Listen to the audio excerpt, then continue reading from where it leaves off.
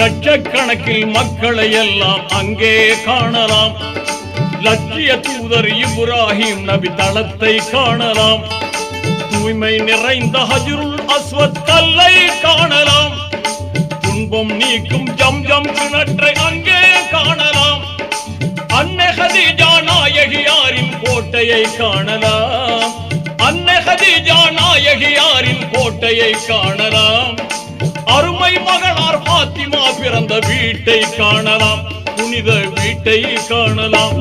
லப்பைக் லப்பைக் அல்லாஹும்ம லப்பைக் லப்பைக் லப்பைக் அல்லாஹும்ம லப்பைக் இன்னல் ஹம்த வன் நிஅமத லக வல் முல்க லப்பைக் லா ஷரீக லக் லப்பைக்